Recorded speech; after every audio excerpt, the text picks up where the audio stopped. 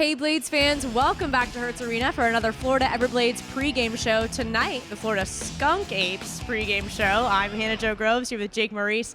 Jake, in general, really tough loss on Wednesday night for the Blades and then got the win on Friday. What changes did the Blades make? Well, the biggest change was simply getting that first goal against Dryden McKay. We went through the first period, no goals, and there was a little bit of worry in the building that would this guy shut the Blades out again like he did on Wednesday. But Oliver Chow comes through with that early goal in the second period, and it really took a lot of weight off the team's shoulders, allowed them to play more confidently. And then at the other end of the ice, Cam Johnson was superb. There were, especially in the third period, a number of huge moments in that game where Greenville had grade A opportunities, and he came up with unbelievable stops to keep the game tied up. A little bit of a lucky one in the third period late, but you got to take those. And Florida, once they had the lead, they shut things down and didn't give Greenville a chance to come back.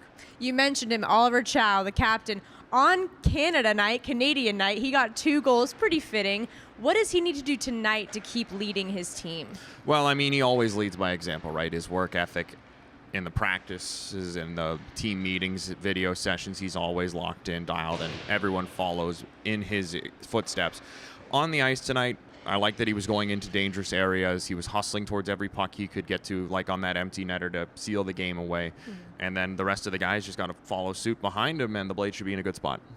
Now, Jake, I was laughing because in your pregame show yesterday, you mentioned how disciplined the Blades were on Wednesday. Not a lot of penalties, no chippiness. And then in the first 8 seconds of Friday night's game, Sean Allen is center ice, gloves off, with 6'7" John Parker Jones, yes. And he's just ready to get at him. What was behind that? What tone did that set? Well, that's Sean Allen. That's just how he likes to play the game sometimes. And sometimes when you're coming off a loss like the one on Wednesday, when you're on a 3-game skid, which the Blades haven't been on this season, you need something to get the crowd going right away, to kind of get the guys on the bench juiced up. And being willing to challenge a guy that big, 6'7", 230 pounds. He got him off balance, too. Well, Sean Allen knows how to handle himself in fights. We've seen that plenty of times this year.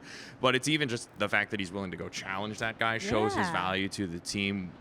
And good on John Parker Jones, too, to accept that fight. And he showed that it's not just his size that allows him to fight. So it was a really fun way to start the game, and you could tell it kind of certainly got the building into it, and it also got the bench into it as well. And that we're starting off the game the right way, getting things going our way, and not letting Greenville dictate the pace like they did on Wednesday. Sure, they were aggressive at the start. All right, well, Jake, give us the direct effect marketing 3 keys of the game. Well, the Blades going to be looking to score first tonight. In each of the last 2 games, Greenville has struck first. On Wednesday, worked really well for their group. And even in the game last night, I mean, there was a tied game until late, and the Swamp Rabbits certainly had their chances to take the lead in the third period, and in the second they retook the lead. You could tell that their confidence was a lot higher when they were playing, even just out front by 1 with the way McKay is playing. So for Florida to get that first goal, that can really help tonight. Special teams, we saw yesterday, both teams got a power play goal at an important moment, and Florida's power play, which had gone scoreless in 3, shows up in a big way, so hoping that can continue again tonight.